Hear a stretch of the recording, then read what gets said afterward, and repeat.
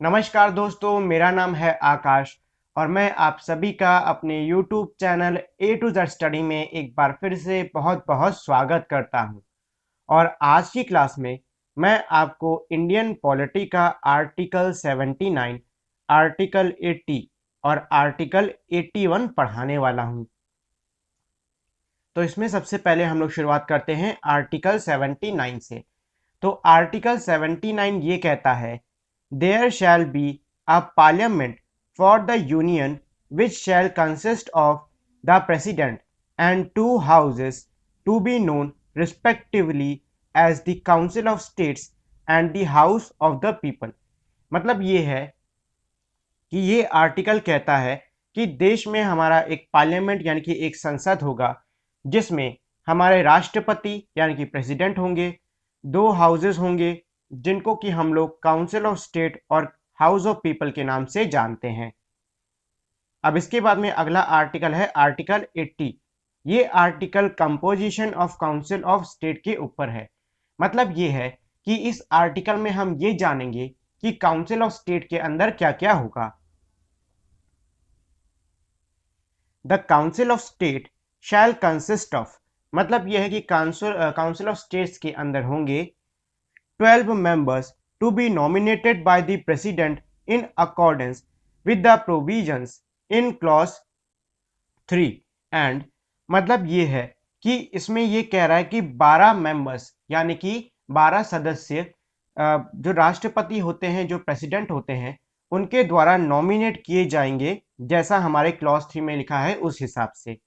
इसके बाद हमारा सब क्लॉज बी ये कहता है not more than 238 representative of the states end of union territories. मतलब ये है कि काउंसिल ऑफ स्टेट्स में 238 मतलब 238 से अधिक मेंबर्स नहीं होने चाहिए और इसमें जो भी मेंबर्स होंगे वो हमारे स्टेट्स और यूनियन टेरिटरीज के होंगे। मतलब इन दोनों की मिला के इतने मेंबर से ज़्यादा नहीं होने चाहिए। इसके बाद में क्लॉज 2 ये कहता है the allocation of the seats in the council of state to be filled by representative of the states and the union territories shall be in accordance with the provisions in that behalf contained in the 4th schedule. मतलब ये है कि जो allocation है seats का, मतलब जो बंटवारा है सीट का काउंसिल ऑफ स्टेट के लिए, वो जो हमारे स्टेट और यूनियन टेरिटरी में इस तरीके से बांटे जाएंगे, मतलब उस सीट को इस तरीके से बांटा जाएगा जैसे कि हमारे 4th शेड्यूल के अंदर लिखा हुआ है। इसके बाद है क्लॉज 3। क्लॉज 3 ये कहता है the members to be nominated by the president under sub clause A of clause 1 shall consist of people having special knowledge और practical experience in respect of such matters as the following, namely literature, science, art and social services। मतलब ये है कि हमारा ये जो clause 1 मतलब 80 article का क्लॉज 1 का जो सब क्लॉज ए है उसके अंदर क्या कहा था कि 12 मेंबर जो है प्रेसिडेंट उनको नॉमिनेट करेंगे। ठीक, अब यहाँ क्लॉज 3 के अंदर ये कह रहा है कि जो 12 मेंबर होंगे ये किसी स्पेशल फील्ड से, या फिर कह सकते हो इनको कोई स्पेशल नॉलेज होगी या फिर प्रैक्टिकल एक्सपीरियंस होगा लिटरेचर, साइंस, आर्ट और सोशल सर्विसेज के फील्ड में। ठीक, तो ये 12 मेंबर्स इन 4 डिफरेंट फील्ड से होंगे। इसके बाद में है हमारा क्लॉज 4। क्लॉज 4 ये कहता है the representatives of each states in the council of state shall be elected by the elected members of the legislative assemblies of the state in accordance with the system of proportional representation by means of the single transferable vote। मतलब ये है कि जो representative चुने जाएंगे council of states के लिए, उनका जो निर्वाचन है वो जो हमारे स्टेट की लेजिस्लेटिव असेंबली के निर्वाचित सदस्य हैं वो करेंगे। मतलब यह है कि किस स्टेट से कौन कौन लोग जाएंगे हमारे काउंसिल ऑफ स्टेट में, इसका चुनाव जो लेजिस्लेटिव असेंबली के, उसी स्टेट के लेजिस्लेटिव असेंबली के जो इलेक्टेड मेंबर्स हैं वो डिसाइड करेंगे। मतलब वो लोग वोट डाल के तय करेंगे कि कौन जाएगा काउंसिल ऑफ स्टेट में और कौन नहीं जाएगा। और ये जो वोट डालने की प्रक्रिया है, मतलब पूरा प्रोसेस है, ये सिंगल ट्रांसफरेबल वोट के थ्रू होगा। अब क्लॉज 5 में ये कहता है the representative of the union territories in the council of states shall be chosen in such manners as parliament में बाय लॉ प्रेस्क्राइब्ड। मतलब ये है कि जो यूनियन टेरिटरीज यानी कि जो केंद्र शासित प्रदेश हैं उनके जो रिप्रेजेंटेटिव्स हैं उनका चुनाव संसद के उनका जो चुनाव है काउंसिल ऑफ स्टेट्स में वो संसद द्वारा बनाए हुए कानूनों के हिसाब से होगा। ठीक है, तो ये तो था हमारा पूरा का पूरा आर्टिकल 80। अब इसके बाद में हम लोग पढ़ेंगे आर्टिकल 81। तो आर्टिकल 80 हमने ये पढ़ा था कि जो आर्टिकल 80 है वो हमारा कंपोजिशन के ऊपर था, मतलब बता रहा था कि हमारे काउंसिल ऑफ स्टेट्स के अंदर क्या क्या होगा। ठीक, अब इसके बाद जो आर्टिकल 81 है ये बता रहा है कि जो हाउस ऑफ पीपल है उसका कंपोजिशन कैसा होगा, मतलब उसके अंदर क्या क्या होगा। ठीक, subject to the provision of article 331। अभी आप इस लाइन पे ध्यान मत दो, इसको कोई जरूरत नहीं। अभी जब मैं आपको आगे आर्टिकल 331 पढ़ाऊंगा तब मैं आपको ये पॉइंट समझा दूंगा। The house of the people shell consist of, मतलब यह है कि जो हाउस ऑफ पीपल है उनके अंदर होगा सब क्लॉज ए, मतलब पहले है ना क्लॉज 1 का सब क्लॉज ए, तो ये कह रहा है नॉट मोर देन 530 मेंबर्स। मतलब यह है कि 530 से अधिक मेंबर्स, मतलब 530 से अधिक सदस्य हमारे हाउस ऑफ पीपल के अंदर नहीं होने चाहिए। Chosen bye direct election from territorial constituencies in the state, और इनका चुनाव जो अलग अलग टेरिटोरियल कॉन्स्टिट्यूएंसी बना दी जाती हैं चुनाव के समय ताकि ये हर जगह बराबर सीटों का बंटवारा हो सके, उससे चुने जाएंगे। ये जो सदस्य हैं ये उससे चुने जाएंगे। इसके बाद सब क्लॉज बी ये कहता है not more than 20 members to represent the union territories chosen in such manners as parliament may by law provide। और इसमें जो यूनियन टेरिटरीज यानी कि यूटी के जो सदस्य हैं वो 20 से ज़्यादा नहीं होने चाहिए, मतलब 20 तक हो सकते हैं, 20 से ज़्यादा नहीं होने चाहिए। और इनका जो चुनाव है, मतलब इनको जो चुना जाता है वो संसद के कानूनों के हिसाब से चुना जाएगा। इसके बाद में है हमारा क्लॉज 2। क्लॉज 2 ये कहता है for the purpose of sub clause A of clause 1, मतलब नीचे जो हमारे पॉइंट दे रखे हैं ये हमारे जो 81 का क्लॉज ए था उसका जो सब क्लॉज ए है, मतलब 1 का ए है सब क्लॉज, उसके लिए है।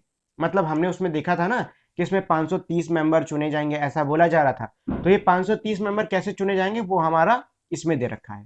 ठीक, तो क्लॉज 2 का सब क्लॉज ए ये कहता है there shall be allotted to each state be a number of seats in the house of the people in such manners that the ratio between that numbers and the population of the state is so far as practicable the same for all the states। मतलब ये है कि अब देखो किस state को या फिर कह सकते हो कि हमारे किस राज्य को कितने सीटें मिलनी है, उसका जो फैसला है वो नीचे दिए हुए इस मेथड के थ्रू होता है, जिसमें क्या किया जाता है कि जो सीट्स हैं उसका रेशियो निकाला जाएगा और जो स्टेट की पॉपुलेशन है, मतलब स्टेट की जनसंख्या है, उसका रेशियो निकाला जाएगा और फिर उन दोनों के रेशियोज के हिसाब से हर स्टेट में सीटों का बंटवारा होगा। मतलब जहां पे ज़्यादा जनसंख्या होगी सीधी सी बात है उसका रेशियो ज़्यादा बढ़ाना है तो वहां पे हो सकता है ज़्यादा सीटें दी जाएं। इसके बाद में क्लॉज 2 का सब क्लॉज भी ये कहता है each state shall be divided into territorial constituencies in such manners that the ratio between the population of each constituencies and the number of the seat allocated to it so far as practicable the same throughout the state। मतलब ये है कि अब कोई भी हमारा राज्य है उस राज्य को भी छोटे छोटे टेरिटोरियल कॉन्स्टिट्यूएंसीज के अंदर बांट दिया जाएगा और उन कॉन्स्टिट्यूएंसीज में भी जो जनसंख्या है, मतलब अलग अलग टेरिटोरियल कॉन्स्टिट्यूएंसीज में जो जनसंख्या है उसका रेशियो उस स्टेट को मिले हुए टोटल सीट्स के रेशियो के साथ में निकाला जाएगा और फिर उस हिसाब से हर टेरिटोरियल कॉन्स्टिट्यूएंसीज को सीट बांटी जाएगी और इस तरीके से बांटी जाएगी कि पूरे स्टेट में जो हर टेरिटोरियल कॉन्स्टिट्यूएंसीज हैं उनमें जो सीट का बंटवारा है वो सेम हो, मतलब हर टेरिटोरियल कॉन्स्टिट्यूएंसी को सेम नंबर ऑफ सीट्स मिले। ठीक, अब इसके बाद में है इसमें क्लॉज 2। तो क्लॉज 2 ये क्लॉज 3 ये कहता है इन दिस आर्टिकल यानी इस अनुच्छेद में the expression population means the population as ascertained at the last preceding census of which the relevant figures has been published। मतलब ये कह रहा है कि जो हमारे ऊपर हमने पढ़े हैं, मतलब आर्टिकल में हमने पढ़ा नहीं कि पॉपुलेशन का रेशियो निकालना है, तो इसमें ये कह रहा है कि इसके लिए पॉपुलेशन जो हम लेंगे वो हमारे आखिरी जनगणना की होनी चाहिए। मतलब ये है कि किसको कितनी सीट मिलेगी उसको उसका फैसला करने के लिए, रेशियो निकालने के लिए हमें एक पॉपुलेशन चाहिए होगी, मतलब जनसंख्या चाहिए होगी। और वो जो जनसंख्या का नंबर है वो जो हमारी इससे पहले वाली, मतलब मान लो अभी अगर इलेक्शन हो रहा है तो इस इलेक्शन से पहले जो भी हमारी जनसंख्या हुई है, मतलब जनगणना हुई है, उसमें जो भी जनसंख्या दे रखी है वो वाली जनसंख्या ली जाएगी। अब इसके बाद में भी है हमारा सब क्लॉज 1। तो आर्टिकल 81 का क्लॉज 1 का सब क्लॉज 1 ये कहता है, for the purpose of sub clause A of clause 2 and the proviso to that clause as a reference to 1971 census. ठीक है, अब यहाँ पे ये जो पॉइंट है ये हमारे क्लॉज 2 के सब क्लॉज ए के लिए है। तो चलो क्लॉज 2 पे फिर से चलते हैं। तो ये है हमारा क्लॉज 2 और ये है सब क्लॉज ए। इसमें ये कह रखा है कि इसमें जो भी हमारी पॉपुलेशन हम ले रहे हैं ना, उसका रेफरेंस जो 1971 में जनगणना हुई थी, 1971 में जो जनगणना हुई थी उससे लिया जाएगा। मतलब पॉपुलेशन का रेफरेंस लिया जाएगा, वो पॉपुलेशन नहीं ली जाएगी, उसका रेफरेंस लिया जाएगा। दोनों में फर्क होता है। इसके बाद हमारा सब क्लॉज 2 ये कहता है, इसमें इसको आप लोग पॉइंट 2 मान लो। पॉइंट 2 ये कहता है कि for the purpose of sub clause B of clause 2 as a reference to the 2001 census. मतलब ये है कि जो हमारा आर्टिकल 2 है ये वाला और इसका सब क्लॉज बी है ये वाला, इसमें भी जो हम लोग टेरिटोरियल कॉन्स्टिट्यूएंसीज के रेशियो की बात कर रहे हैं, इसमें जो पॉपुलेशन ली जाएगी ना उसका रेफरेंस हम 2001 की जनगणना से लेंगे। 2001 की सेंसस से इसका रेफरेंस लिया जाएगा। पॉपुलेशन का रेफरेंस ले रहे हैं, याद रहे, रेफरेंस ले रहे हैं, एग्जैक्ट पॉपुलेशन नहीं ले रहे हैं। दोनों में जमीन आसमान का फर्क होता है। ठीक है, तो ये तो थे हमारे आज के 3 आर्टिकल। अब अगली क्लास में मैं आपको आर्टिकल 82 के आगे से पढ़ाना शुरू कर दूंगा। तो आज के लिए इतना ही। और अगर आप लोगों ने अब तक मेरी इस वीडियो को लाइक, शेयर और मेरे चैनल को सब्सक्राइब नहीं किया है तो इस वीडियो को लाइक कर दें, शेयर कर दें और साथ ही मेरे चैनल को सब्सक्राइब कर दें। तो इसी के साथ में हमारी आज की वीडियो यहीं पे खत्म होती है। मिलते हैं हम लोग अपनी अगली वीडियो में, तब तक के लिए नमस्कार।